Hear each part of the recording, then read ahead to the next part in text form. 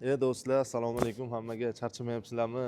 Sizlarni ko'rib turganimdan xursandman. Bugun ekranga yaqinroq kelasizlar va bugun sizlar uchun dunyo brendi bo'lgan Limkenni Sapphire 9 selkasi haqida ma'lumot beramiz. Bu haqda Instagramda post qo'ygandim. Postda tamoyilda keldi, bemalol xarid qilsangiz bo'ladi degandim. Endi ushbu texnikani texnik parametrlarini mutaxassis bilan asoslangan holatda obzor qilib beramiz. Yoqsa bittadan like bosib, tanishlarga jo'natib, xullas sizlar uchun bugun bomba obzor bo'ladi. Kutinglar. Lemken bilasizlar, dunyoda tan olingan agregatlar bo'yicha umuman qishloq xo'jaligini barcha sohasida Lemken desa hamma biladigan kompaniya bugun shuni Sapphire 9 selkasini nimaga aynan shu selkani tanlaganimiz haqida sizlarga ma'lumot beramiz. Chunki bu texnika bir vaqtda o'zida 5-6 ta funksiyani bemalol bajaradi. Bugun ushbu selkani Ikrom aka bilan birga xudo xolasa obzor qilib beramiz. Assalomu alaykum Ikrom aka. Assalomu alaykum. Yaxshimisiz? Charchamayapsizmi? Yaxshimi? Bezovta qildik sizni. Bugun Bemalol. sizdan obunachilarimiz uchun Sapphire 9 haqida bir ijobiy, iliq fikr berib, xudo xolasa ma'lumot berasiz degan umiddamiz. Albatta. Assalomu alaykum avvalambor. Xo'sh, Lemken kompaniyasi 245 yillik tarixga ega. 245 yil oldin bir Lemken bu odamning ismi. Lemken degan temirchi odam mana shu narsani temirchilikda plugni ishlab chiqargan. Shu asnoda 245 yil mobaynida mana shu darajaga yetib kelgan. Xo'sh, bizani Lemken chirchiq qo'shma korxonamiz 2012-yil da ochilgan. Bir necha turdagi texnikalarni olib kelib O'zbekiston bozorida sotadi va servis xizmati ko'rsatadi. Xo'sh, bizani mana bu Donex selkamiz Sapphire 9 300 degan Donex selkamiz qamrov kengligi 3 metr. Qamrov kengligi 3 metr. Buni asosiy nimalaridan biri birdaniga 6 ta operatsiyani bajarib ketadi. Masalan, Lemken plugi bilan haydalgan yer bo'lsa, bilasizlar, tekis bo'ladi. Shuni sirazi kirib turib ekib chiqib ketadi. 1 soatga 1 gektar yerni eksa bo'ladi. Bu nima ishla qiladi? Birinchi mana bu pichoqlari bor, mana pichoqlari bilan kesakni maydalaydi. Bu freza endi bu. Frezasi bilan kesakni maydalab mayin holatga olib keladi tuproqni.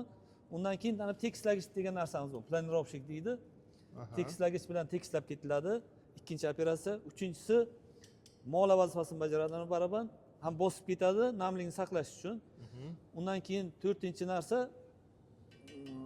ariq oladigan yoki pushta oladigan moslamasi bor.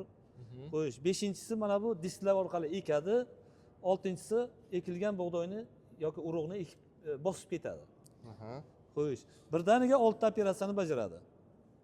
Xo'sh, buni afzallik, boshqa texnikalardan afzallik tomonlari bu bilan ekilganda hosildorlikka juda katta nimasi bor. 20-30 sentnerga hosildorlik oshadi oldingi texnologiyaga qaraganda. Xo'sh, bu ekkanda bitta asosiy nimasi bor, fishka deydi. Ariqni avval pushtani oladi-da, keyin ekib ketadi. Mana avval pushtani oladi, keyin ekib ketadi. Shuni hisobiga pushta hosil bo'ladi. Pushta hosil bo'lgandan keyin perimetr bo'yicha bir xil chuqurlikda ekib ketadi. Masalan, 3 ga qo'yilganmi, hamma joyida 3 ga ekiladi. Buni hisobiga bir xil tuplaydi. Bir xil tuplagandan keyin siz o'g'it bersangiz, bir xil qabul qiladi hammasi. Eski texnologiyada bittasi chuqurga, bittasi balandga bo'lgan hisobiga har xil tuplaydi-da, uni qabul qilishi har xil bo'ladi. Shuni hisobiga hosildorlik risk ko'tarilib ketadi. O'zbekistonda bunaqa analogi yo'q, umuman dunyoda ham bunaqa analogi yo'q. Faqat Lemkenda shu narsa bor. Bu narsani O'zbekiston zakaz qilib mana shu narsa qilingan. Masalan, Germaniyadan olib kelsangiz, Germaniyaning texnikasini, shunaqa Sapphireni, unda mana bunaqa narsa moslama bo'lmaydi. Qator orasini ochadigan bunaqa moslamasi yo'q. Faqat Lemken chirchiq zakaz qilib mana shu narsani qildirtirgan, o'sha yoqqa konstruktorlarga qildirtirib mana shu narsani olib kelgan shu. Demak, bu o'z isbotini topib, bu effekt bergan. Albatta, bu bilan ishlagan odam umuman nima qilmaydi.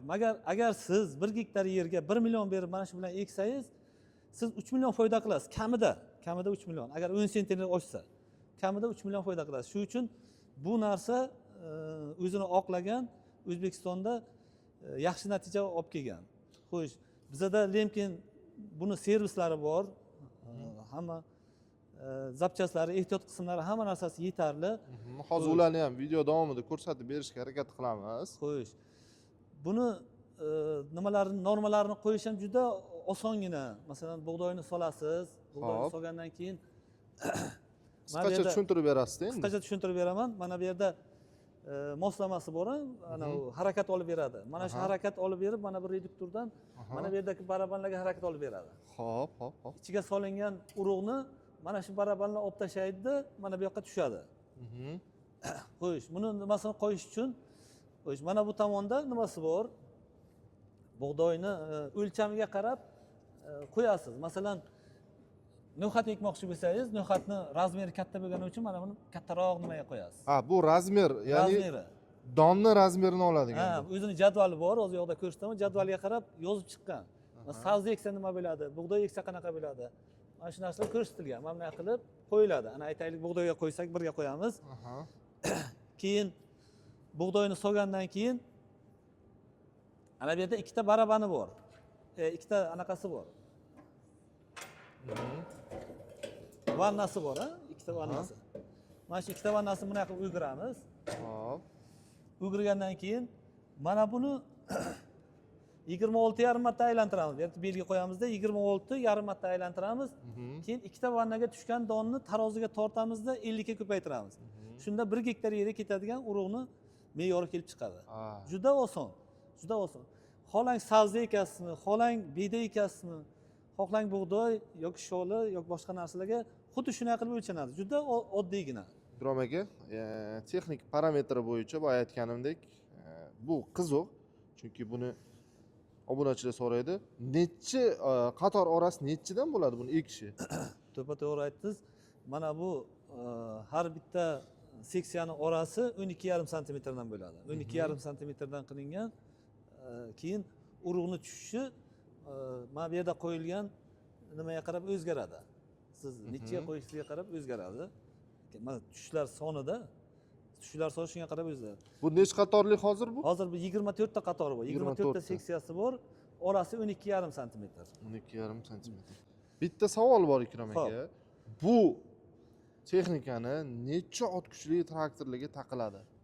Bu texnikamiz 140 ot kuchidan yuqori bo'lgan texnikalarga taqiladi. 140 ga ham bo'ladi. Yoki 140 plus, 160, 150 qilib 140 plus, 140 dan yuqori bo'lgan texnikalarga to'g'ri keladi. Og'irligi qancha buni aka? Og'irligi 2700 kilo, agar urug' solsangiz 3300 kilo bo'ladi. 3300 kilo. 3300 kilo bo'ladi. Xo'p, bu обороты nechiga ishlaydi bu? Buni обороты yerni holatiga qarab o'zgartirasiz. 540 1000 оборотga ishlaydi. Qachonki yerda kesak bo'lsa, kesaklar ko'p bo'lsa, 1000 оборотga ishlatish kerak. Buni ko'p оборотini katta qilish ham yoqilg'i sarfiga olib keladi, shuning uchun tavsiya qilinmaydi. Iloji boricha 540 ga ishlatish kerak. Agar yer kesaklik chiqsa, 1000 оборотda ishlatiladi. Ishlatsa bo'ladi. Ikkita оборотda ham bemalol ishlaydi. Xo'p, endi obunachilar nomidan sizga savol beraman, chunki bu savol bizga ham keladi va agar yana savollar bo'lsa, kommentariyada yozasizlar. Hozir bergan savollarimdan tashqari yana savollar bo'lsa, ushbu texnikani qanaqadir bir servisi bo'ladimi, garantiyasi? Albatta 1 yillik garantiyasi bor. 1 yil garantiya beriladi. Xo'sh, servis xizmatlari bor. Bizda servis xizmati bor. Boshqa nimalarga nisbat qaraganda bizda servis xizmati bor va servis xizmati qilish uchun ehtiyot qismlar ham yetarli. Keltirib qo'yilgan Germaniyadan. Xo'sh, bunda umuman muammo yo'q.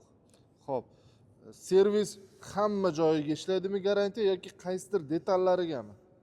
Hamma joyiga ishlaydi, hamma joyiga. Agar biron joyida biron muammo chiqsa, agar shunday telefon qilsangiz, sразу anaqa qilib beramiz. Men eshitganman, obunachilar ham ko'pchiligi bilishadi. Bu texnika uncha-bunchaga buziladigan texnika emas. Hali bironta garantiya bo'yicha bu selkaga zaявка tushgan emas.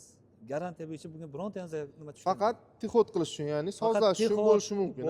Albatta biz sotgandan keyin servis xizmati mutaxassislari borib, mana shu hozir aytgan narsalarimni o'qitib, bundan tashqari biz juda chuqur qilib, ana u qanaqa ekadi, holati qanday bo'lishi kerak, tushirib, pushtalarni olishni hammasini chiroyli qilib ko'rsatib beramiz.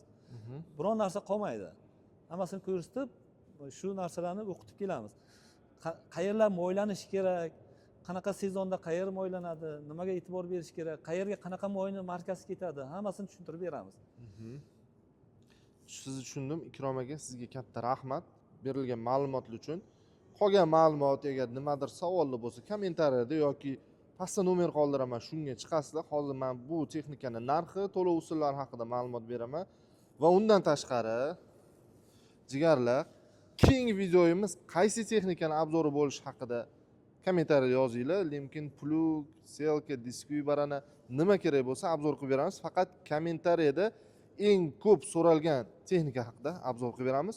Ushbu texnikamiz 850 million 80 ming, ya'ni bu sifralar, shu belgilangan sifralar shu texnikaning tan narxi bo'ladi.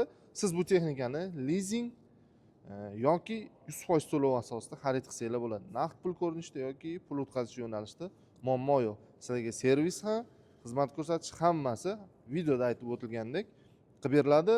Sizlar uchun dunyo tan olgan bitta texnikani obzorini qildik. Yoqqan bo'lsa like bosinglar. Keyingi obzorlarimizni kommentariyada yozinglar. Sizlarni qolamiz, sog' bo'linglar.